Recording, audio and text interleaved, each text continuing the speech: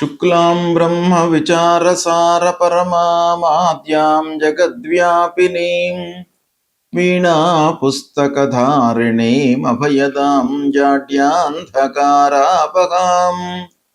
హస్తే స్ఫాటికమాలికాం విదదతీం పద్మాసనే సంస్థితాం వందే తాం పరమేశ్వరీం భగవతీం బుద్ధిప్రదాం శారదాం.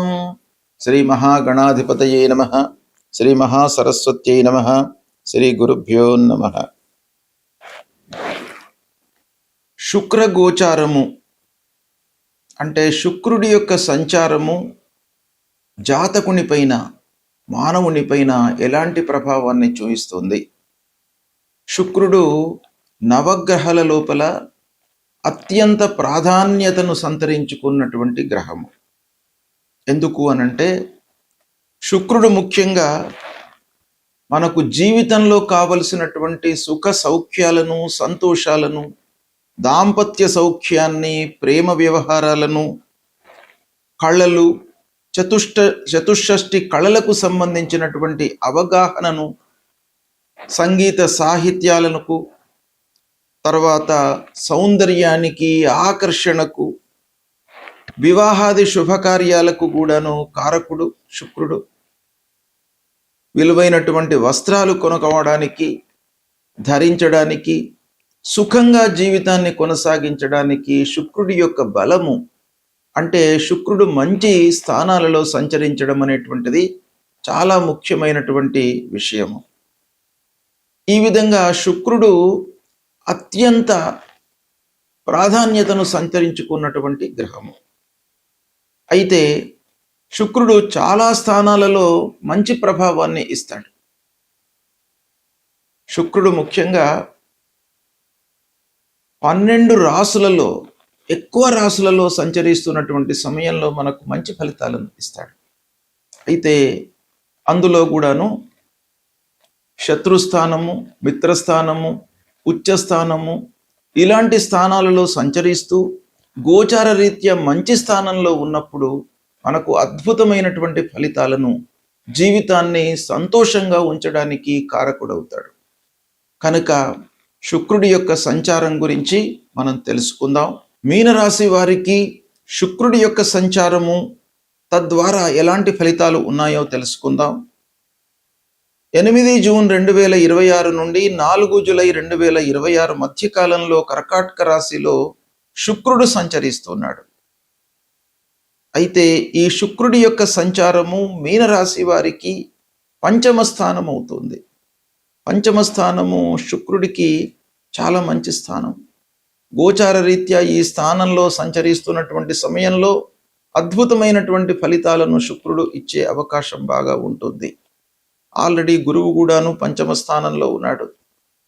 కాబట్టి శుక్రుడు, గురువు గోచార రీత్యా 2 గ్రహాల యొక్క అనుకూలత బాగా ఉంది.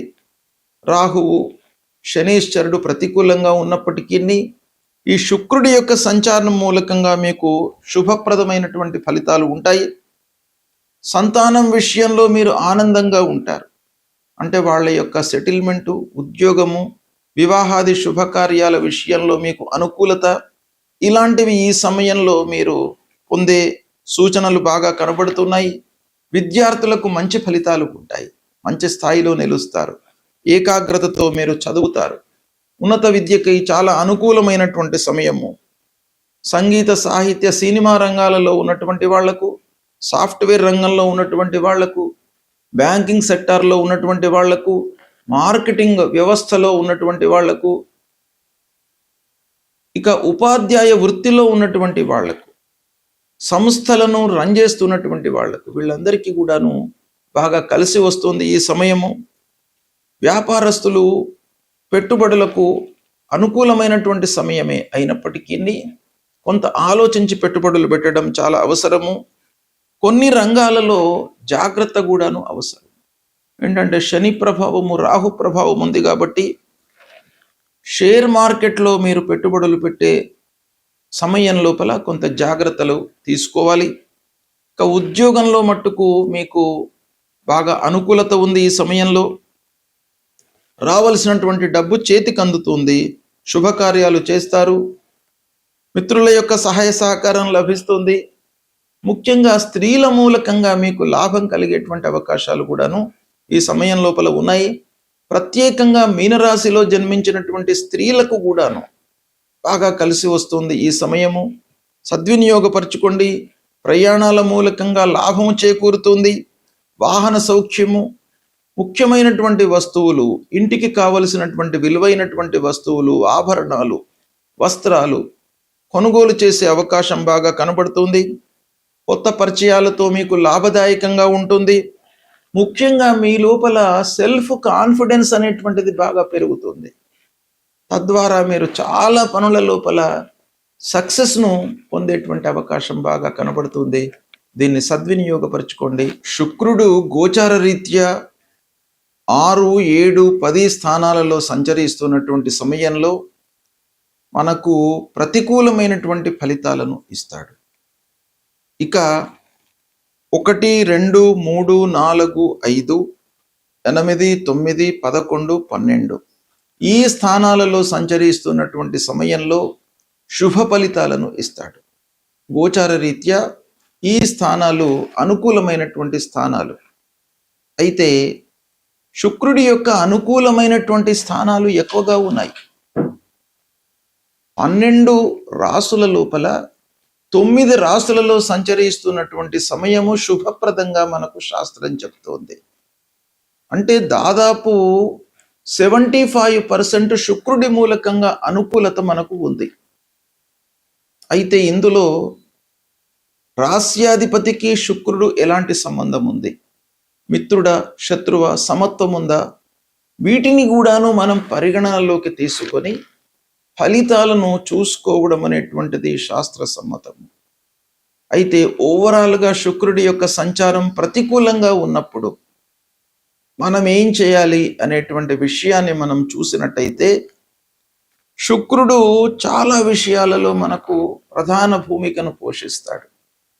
ముఖ్యంగా మనిషికి అన్నిటికంటే కూడాను జీవితంలో ఆనందము, సంతృప్తి, సౌఖ్యము అనేటువంటిది ముఖ్యమైనటువంటివి. దానికి కారకుడు శుక్రుడు. కనుక అవి లేనట్టయితే జీవితం లోపల మనము చాలా కోల్పోయినట్టుగా మనకు అనిపిస్తుంది, సహజం కూడాను. కాబట్టి ఇలాంటి స్థానాలలో సంచరిస్తున్న సమయంలో మనము పరిహారం చేసుకోవాలి. శుక్రుడికి సంబంధించినటువంటి మూలమంత్రాన్ని మనము జపించాలి. శుక్రుడికి మనకు శాస్త్రంలో మూలమంత్రం చెప్పి ఉన్నది ఏంటంటే, హేమకుంద మృడాలాభం దైత్యానాం పరమం గురుం సర్వశాస్త్ర ప్రవక్తారం భార్గవం ప్రణమామ్యహం అనేటువంటి ఈ మూలమంత్రాన్ని ప్రతినిత్యం కూడాను చదువుకోండి. మీకు శుక్రుడు మూలకంగా అనుకూలత చేకూరుతుంది. అంతేకాకుండా దానము, బియ్యము మీరు దానం ఇవ్వండి. తెల్లటి పుష్పాలతో అమ్మవారిని అర్చన చేయండి. పార్వతీ అమ్మవారిని, మహాలక్ష్మి అమ్మవారిని, మహాసరస్వతిని తెల్లటి పుష్పాలతో మీరు అర్చన చేసినట్టయితే మీకు ఆ అమ్మవారి యొక్క అనుగ్రహము కలుగుతుంది. సుఖ సౌఖ్యాలను వాళ్ళు ఇస్తారు. కాబట్టి ఈ పరిహారం చేసుకోండి. తప్పకుండా మీకు శుక్రుడి యొక్క అనుగ్రహం లభిస్తుంది. తద్వారా మీరు సంతోషంగా జీవనాన్ని కొనసాగించగలుగుతారు. ఈ సంవత్సరము దేవగురు అయినటువంటి బృహస్పతి 1 జూన్ 2026 రోజున రాత్రి 1:45 కర్కాటక రాశిలో ప్రవేశిస్తున్నాడు. కనుక 2వ తారీఖు నుండి 12 రోజుల పాటు యమునా నదికి పుష్కరాలు ప్రారంభమవుతున్నాయి. ఈ 12 రోజులు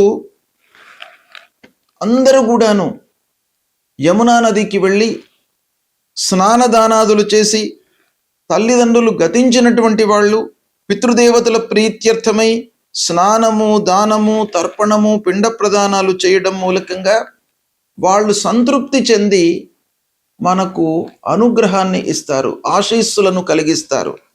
ఇక తల్లిదండ్రులు జీవించి ఉన్నటువంటి వాళ్ళు మహానదిలో స్నానాదులు చేయడం మూలకంగా వాళ్ళు చేసినటువంటి పాపాలన్నీ కూడాను దూరం అయిపోతాయి అనేటువంటిది శాస్త్రం చెప్తుంది. కాబట్టి ఈ పుష్కర సమయాన్ని అందరూ కూడాను ఆచరించి తరించండి.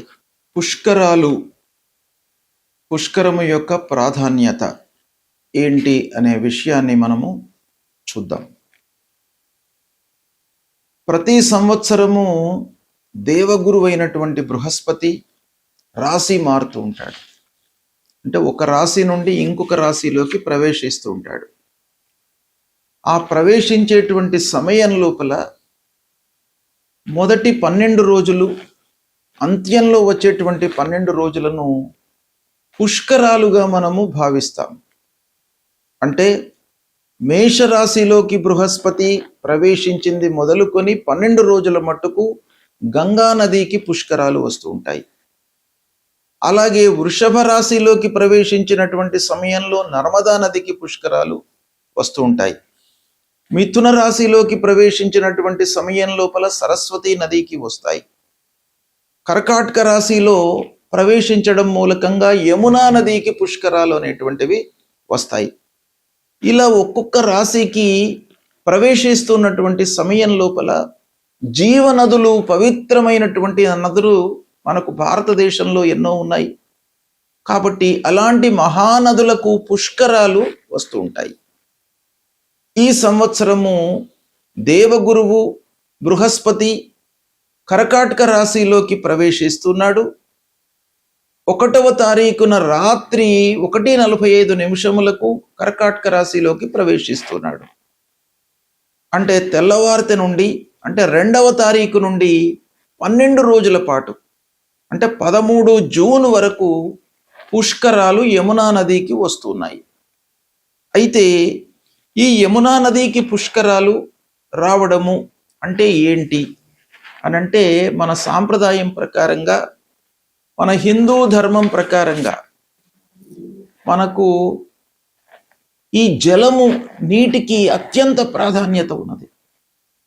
నీరు అనేది ఎప్పుడు కూడాను ఉండేటువంటి ఒక భౌతిక రాశి.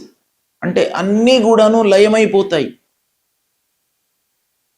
పృథివీ, ఆకాశము, మిగతా అన్ని వస్తువులు కూడాను నీళ్ల లోపల లయమైపోతాయి, నీళ్ల లోపల కలిసిపోతాయి. కానీ ప్రళయ కాలం లోపల కూడాను నీరే ఉంటుంది అనేటువంటిది మనకు శాస్త్రం చెప్తుంది. కనుక నీటికి అత్యంత ప్రాధాన్యత ఉంది. అయితే అలాంటి ఈ నీటికి సంబంధించినటువంటి నదులు, మనకు జీవనదులు, పవిత్రమైనటువంటి నదులు మన భారతదేశంలో ఉన్నాయి. అయితే ఈ పుష్కరాల లోపల ఒక నదీ ఉత్సవంగా మనం భావిస్తాం. ఒక్కొక్క నదికి ఉత్సవంగా మనము భావిస్తాం. అంటే దీని వెనక ఉన్నటువంటి నేపథ్యం ఏంటంటే, అసలు ఈ పుష్కరాలు అనేటువంటివి ఏంటి అనే విషయాన్ని మనం చూసినట్టయితే, పుష్కరుడు అనేటువంటి ఒక దివ్య శక్తి, అంటే భగవంతుని యొక్క స్వరూపమే. అలాంటి ఆ భగవంతుని యొక్క స్వరూపము ఈ గురువుతో కలిసి సార్ధ త్రికోటి తీర్థర సహిత అని, అంటే 33 కోట్ల దేవతలతో కలిసి ఈ నదికి రావడం అనేటువంటిది మనకు శాస్త్రం చెప్తోంది. అంటే 33 కోట్ల దేవతలందరూ కూడాను ఈ 12 రోజుల కాలము, ఈ పుష్కర కాలంలో ఆయా నదులలోకి వెళ్ళి స్నానం ఆచరిస్తూ ఉంటారు గురువుతో కలిసి. కనుక అలాంటి పవిత్ర సమయం లోపల మనం కూడాను వెళ్ళి స్నానం ఆచరించి పితృదేవతలకు తర్పణాలు, శ్రాద్ధాదులు చేయడం మూలకంగా, దాన ధర్మాలు చేయడం మూలకంగా అక్షయ పుణ్య ఫలితము వస్తుంది అని మన శాస్త్రం చెప్తుంది. అయితే ముఖ్యంగా ఈ పుష్కరం లోపల, అంటే ఈ 12 రోజులు మహానదులకే పుష్కరాలు చెప్పబడి ఉన్నాయి. పుష్కరము అనంటే 12 రోజులు. ఈ 12 అనే సంఖ్యకు చాలా పవిత్రత ఉంది. దేవగురు అయినటువంటి బృహస్పతి సంవత్సరం పాటు కర్కాటక రాశిలో ఉంటాడు. 12 నెలలు కూడాను కర్కాటక రాశిలో ఉంటాడు. మొత్తం 12 నెలలు కూడాను మనం పుష్కరాలుగా భావించవు. మొదటి 12 రోజులు, చివరి 12 రోజులను మట్టుకే మనం పుష్కరాలుగా భావిస్తాం. శాస్త్రం కూడాను అదే చెప్తుంది. అంటే 12 అనే సంఖ్యకు పవిత్రత ఉంది. చాలా విషయాలలో మనము పితృకర్మల లోపల దశాహము, ద్వాదశాహము అని అంటాం. తర్వాత ఈ 12 అనే సంఖ్య 12 రాసులకు సంబంధించినటువంటిది కూడాను మనకు తెలియజేస్తుంది. కాబట్టి ఈ 12 రోజుల లోపల మనం ఏం చేయాలి? తల్లిదండ్రులు లేనటువంటి వాళ్ళు తల్లిదండ్రుల ప్రీత్యర్థమై వాళ్లకు తర్పణాలు, శ్రాద్ధాదులు, దానము, తర్వాత తోచిన కొలది అన్నదానం చేయడము, ఇలాంటివి చేయడం మూలకంగా పితృదేవతలు సంతృప్తి చెంది మనకు అనుగ్రహాన్ని ఇస్తారు. మనకే కాకుండా మన వంశంలో జన్మించినటువంటి వాళ్లకు, పిల్లలకు, తర్వాత వచ్చే తరానికి కూడాను అనుగ్రహము, ఆశీస్సులను ఇస్తారు. కాబట్టి అందరూ కూడాను, అంటే తల్లిదండ్రులు లేనటువంటి వాళ్ళు తర్పణాలు, శ్రాద్ధాదులు ఇవన్నీ చేసుకోవాలి పుష్కరం లోపల. తల్లిదండ్రులు ఉన్నటువంటి వాళ్ళు స్నానాదులు చేయాలి. స్నానము, దానము, తర్పణము, శ్రాద్ధము ఇవన్నీ కూడాను చాలా ముఖ్యమైనటువంటి కర్మలు. ఏంటంటే మనిషి పుట్టుకతోనే కొన్ని రుణాలతో పుడతాడు అని శాస్త్రం చెప్తుంది. పితృ రుణము, ఋషి రుణము, దేవ రుణము. పితృ రుణము, ఆ రుణం నుండి మనం విముక్తులం కావాలి. పితృ రుణం నుండి మనం విముక్తులం కావాలి అనంటే పితృదేవతలకు తర్పణాలు, శ్రాద్ధాదులు, దానాదులు చేయాలి. అంటే నదీ సమీపానికి వెళ్ళి ఈ పుష్కరాల లోపల వాళ్ళ నిమిత్తమై చేయడము. తర్వాత ఋషి రుణము, అంటే ఋషులు మనకు ఈ వాంగ్మయాన్ని, శాస్త్రాలను, మన జీవితాన్ని ఒక సుఖమయంగా నడపడానికి ఎన్నో విషయాలను, పురాణాలను, ఇతిహాసాలను ఇవన్నీ కూడాను మనకు అందించారు. మరి వాళ్ళ రుణం తీర్చుకోవాలి. వాళ్ళ మూలకంగానే మనకు మంచి చెడులు అన్నీ కూడాను మనకు తెలుస్తున్నాయి. కాబట్టి వాళ్ళ రుణం కూడాను తీర్చుకోవాలి. కాబట్టి ఋషులకు కూడాను తర్పణాలు చేయాలి. దేవతల మూలకంగా మనకు అనుగ్రహం లభిస్తుంది.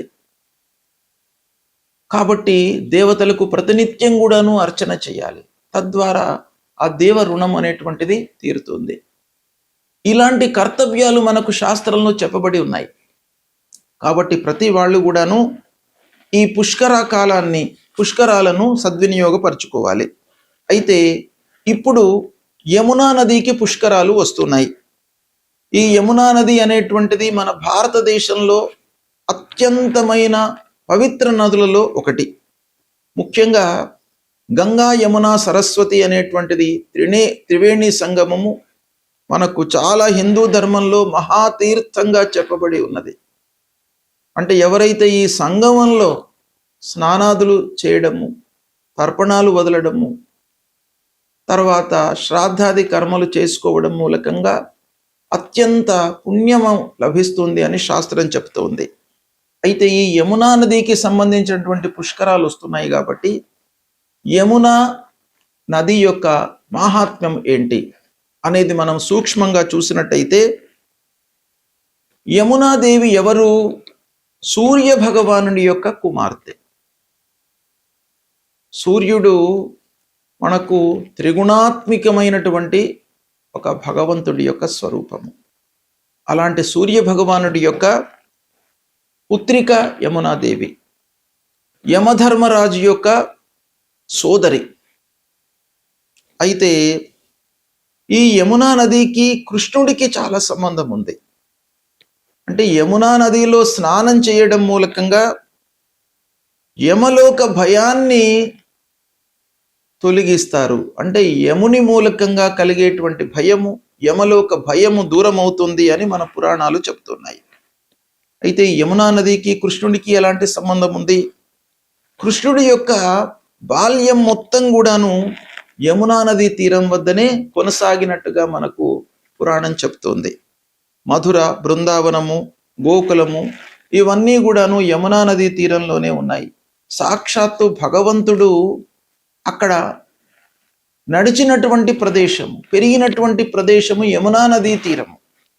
కాబట్టి యమునా నదికి పుష్కరాలు వస్తున్నాయి గనక ఇది అత్యంత పవిత్రమైనటువంటి పుష్కరాలు.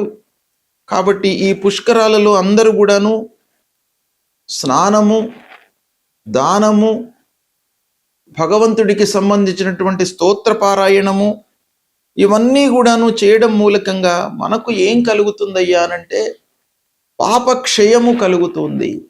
పాపాలన్నీ కూడాను దూరం అవుతాయి. అంటే మనము స్నానమాచరించడం మూలకంగానే పాపాలన్నీ కూడాను దూరం అవుతాయి. స్నానంతో మనకు పాపాలు ఎలా వెళతాయి అనంటే స్నానం అనేటువంటిది అత్యంత ముఖ్యమైనటువంటి ఒక విధిగా శాస్త్రం చెప్పబడింది. అంటే మనం స్నానము చేయడం మూలకంగా దశవిధ పాపాలన్నీ కూడాను దూరమవుతాయి. ఇక తర్పణాలు, శ్రాద్ధాదులు చేయడం మూలకంగా పితృశాంతి లభిస్తుంది. పితృదేవతలు తృప్తి పడతారు. తర్పణం మూలకంగా తృప్తి పడతారు. శ్రాద్ధాదులు చేయడం మూలకంగా వాళ్ళ యొక్క అనుగ్రహం లభిస్తుంది. కాబట్టి ఇవి తప్పకుండాను చేయాలి. తద్వారా వంశ వృద్ధి కలుగుతుంది. చేసినటువంటి వాళ్లకు కూడాను ఆయురారోగ్యాలు, ఐశ్వర్యాలు సంప్రాప్తమవుతాయి. సంతానము లేనటువంటి వాళ్లకు సంతానం కలుగుతుంది. సంతానము అభివృద్ధిలోకి వస్తుంది. ఐశ్వర్యము సంప్రాప్తమవుతుంది. భక్తి, జ్ఞానము అభివృద్ధి అవుతుంది అనేటువంటిది మనకు పురాణాలు చెప్తున్నాయి. కాబట్టి దీన్ని అందరూ కూడాను ఈ 12 రోజులు 2వ తారీఖు నుండి 13వ తారీఖు వరకు యమునా నదికి పుష్కరాలు వస్తున్నాయి. దీన్ని అందరూ కూడాను సద్వినియోగపరుచుకోండి, తరించండి. శుభం.